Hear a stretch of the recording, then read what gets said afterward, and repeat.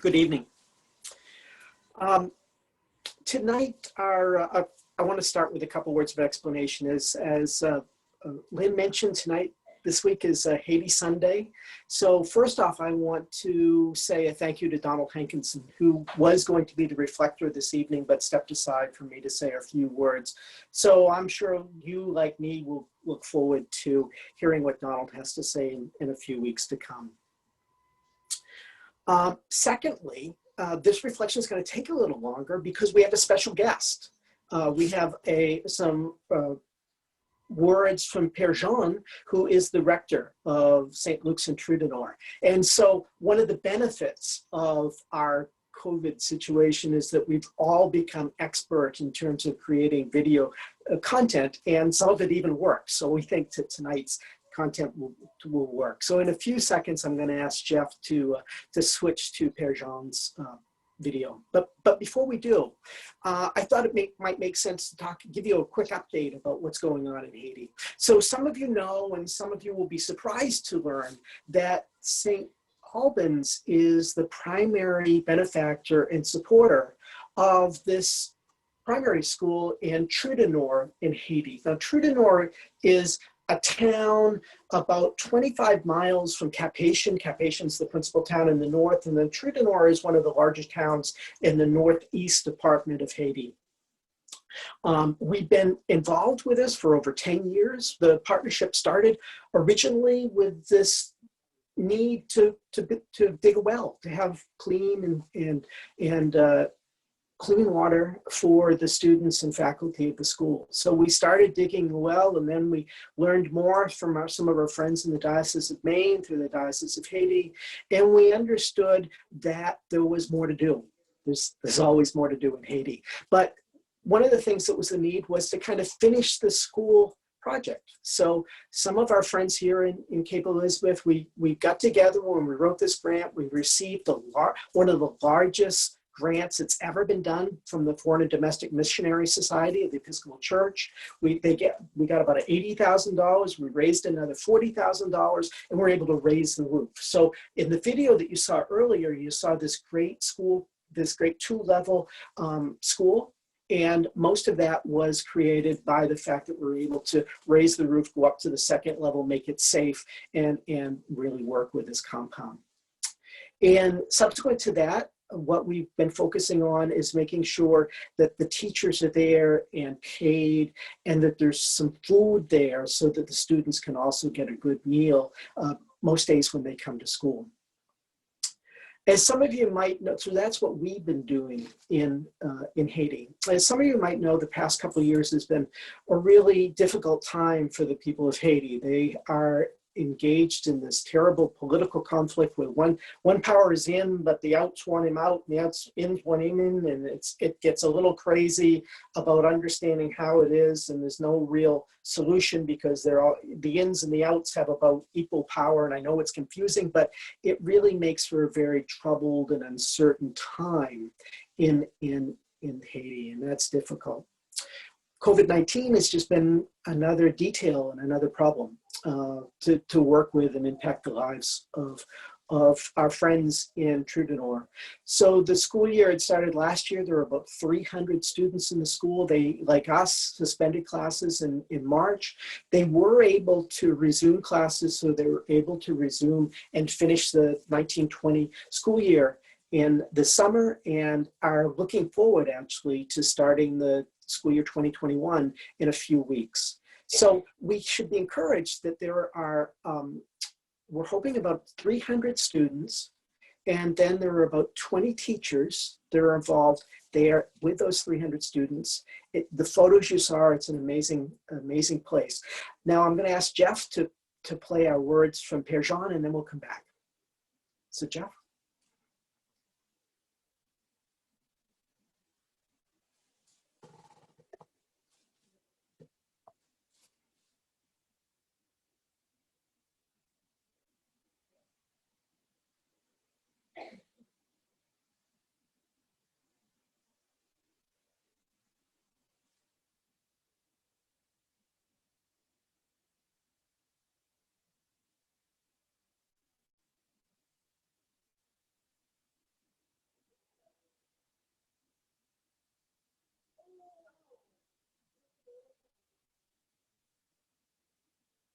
I told you the reception was going to take a little longer tonight, so it will be here, and Perjan has great comments for us. My apologies. Give me a second here.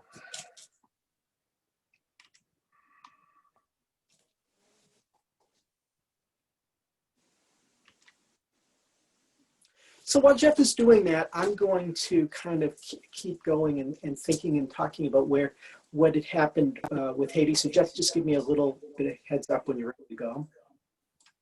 I think we're ready here, maybe.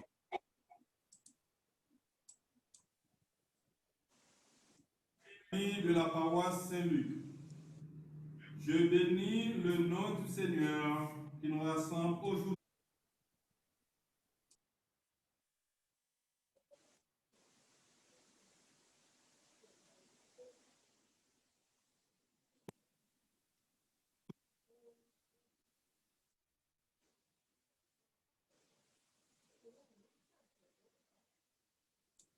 My apologies. This file is just enormous.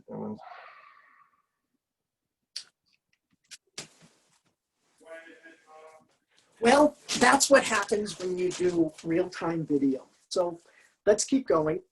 When you go to Haiti, Bien particulier. Que c'est beau d'être ensemble et de partager l'amour et la grâce du Seigneur. Puisse Dieu vous accompagner dans votre nouveau ministère au sein de cette communauté. C'est également une joie pour moi de pouvoir travailler avec vous. Que Dieu bénisse notre amitié et notre partenariat. Nous vous adressons nos plus vifs remerciements de nous avoir soutenus et accompagnés au cours de l'année 2019-2020. Vous nous avez soutenus en nous envoyant de l'argent pour payer nos professeurs et réaliser des activités avec nos enfants. Nous tenons à vous remercier pour votre générosité venant du fond de vos cœurs. Nous vous en sommes reconnaissants, mes chers amis. Grâce à vous, votre argent et vos prières, nous avons réussi cette année scolaire, malgré que chacun de nous ait connu des jours sombres et difficiles, des jours tristes, des jours où l'humanité désespérée face à la pandémie du Covid-19 cherche une réponse. Mais vous ne nous avez pas abandonnés. Bien au contraire, vous nous avez supportés afin de respecter nos contrats avec les professeurs. N'hésitez pas encore de nous supporter, car nos enfants en ont vraiment besoin. Je profite également pour vous annoncer que l'école Saint-Luc se porte bien et se prépare à accueillir les enfants le 28 septembre prochain. Nous espérons que notre effectif pourrait augmenter encore cette année. Nos valeureux et courageux professeurs vous remercient également. À l'église Saint-Luc, nous continuons d'avoir nos services eucharistiques, comme à l'accoutumée. Nous nous préparons pour la célébration de la fête Saint-Luc le mois prochain. Ainsi, je vous encourage, mes sœurs, mes frères, de continuer à partager avec nous à Saint-Luc les bénédictions de Dieu. Mes chers amis, je vous rappelle que votre argent sera toujours utilisé pour supporter les enfants les plus vulnérables dans notre communauté. Père Saint, nous te sommes infiniment reconnaissants pour ta grâce et tes bénédictions dans notre vie. Aide-nous par ta puissance à aimer comme toi tu nous as aimés. À prendre soin des autres comme toi tu as toujours pris soin de nous.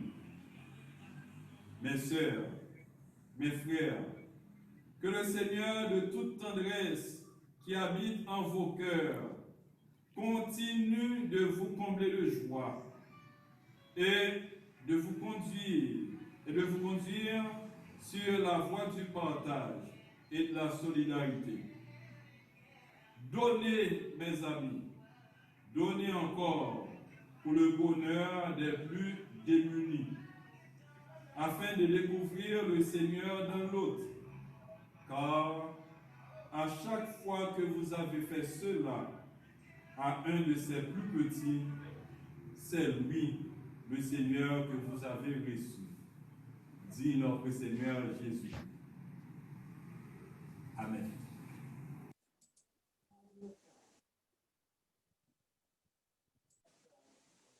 Amen. Thank you. I first went to Haiti because Tim, one night after the 5:30 service, said, "Why don't you come to Haiti with us?" I think it maybe was just an ad hoc throwaway remark, but I was thinking, well, why not? Not why, but the date's clear on my calendar that week, and this is something that I can do. So it was with that curiousness and that sense of respect, really, for what I'd known about the ministry, I decided to go. When you land in Cap Haitian and come from the airport, one of the things that you really first comes to you is the trash. It's everywhere. It's strewn. You come up the road from the airport, and it comes to this promenade along the water. This, what could be an absolutely beautiful Caribbean beach, is strewn with the detritus of everyday life. We then got our way over to the hotel where we stay at, which is one of these old colonial hotels. And then you notice the people, the density, the people everywhere on bikes and cars and on taps just going everywhere. You notice those things. After you get a little rest and get to your hotel, one of the things that I like to do, I've made 4 visits now, is I like to slip away out of the hotel, and I like to walk up and down the streets of Cap Haitian to see what's doing and who's there and what's going on. And it reminds me when I do this that I typically am the other. I am the only Blanco, I'm the only white person on the street. And it really, you go around, at first people kind of, obviously you're not from there, you're not new, and people look at you and wonder what's going on. But I learned that this is a French culture. So bonjour typically brings a smile, or brings a nod of acknowledgement, that brings a sense of, okay, we can do something with this, right? And so you can walk up and down the street. I have very little French, but you can begin to see the people, and you can see what they're at to it every day. And what you come to see after a while is this level of endeavor, of people just trying to make a life, trying to make a living, trying to get through this day to bring food and shelter to their families. And it's really amazing. So that's one of the little things that you come to see. You come to see both the poverty, the density, and then you get to begin to see the spirit of the people. Tree de Nord is about 20 miles, I mentioned about 20 miles outside of Cap Haitian. It used to take about 45 minutes. The last time I was there, things were going, it was more robust activity. It was taking an hour to get out there. One of the things you do is you all get 6 people crammed into a 4-person car, or 8 people crammed into a 6-person bus, but that tends to be how it is. And then the show begins as you drive out of town, and you see the motorcycles will dart off and cut you off. And you see the 6 people on a motorcycle as they're getting to school, and you see 25 people in a tap, which is a small pickup truck that people use as public transportation. And so that's an interesting experience as you get out to Trudon. And then finally, after that ordeal, you get to the gates of the school. And we told you about the school and you saw photos of the school. And I think the school is really a remarkable place. It's this kind of enclave and this town of Trudon. I think of Trudon as kind of the Lewiston of northern Haiti. It's, you know, it's a dense place. It might have been prosperous at one point, but there's a lot of people and there's a lot of people trying to do things. But you get into the gates of the school and then there's the children. The children in their uniforms, you saw them. The uniforms are almost always immaculate. The girls and boys are all straight lines. You go to the classrooms. It's my favorite thing to slip away from the meetings and just go and sit in the back of the classrooms to see these teachers with a great command of this classroom, teaching these students, looking at the eyes, both of the teacher and of the students, watching how they're learning. With the little ones, what you see is there might be 25, 30 students in a room with one teacher.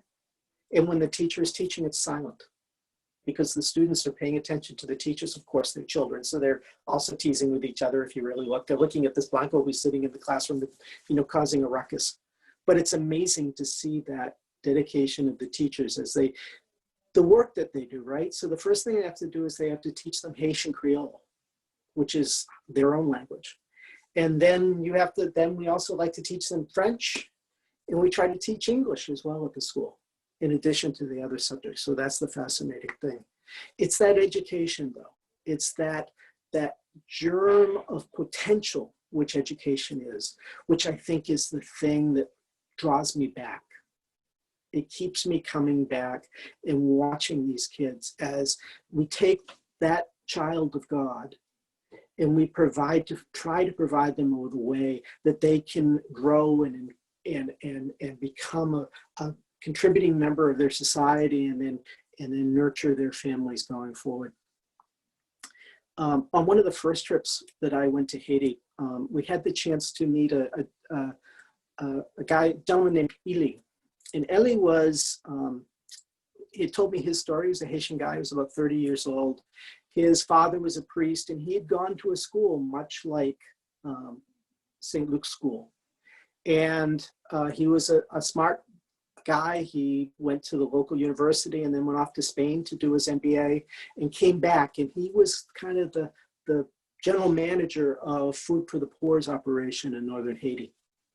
And Ellie told me this story about, first told me this incredible operation they have for Food for the Poor, which is going out and trying to distribute and organize and assist the needs of the people in the northern part of Haiti. But what Ellie told me was that his school was not unlike St. Luke's, in that there were some people in the States that were helping them. And he remembered when he was a child that the folks from the States used to come down and used to visit. And he said, that was always really important to me because that showed that I wasn't alone in this place.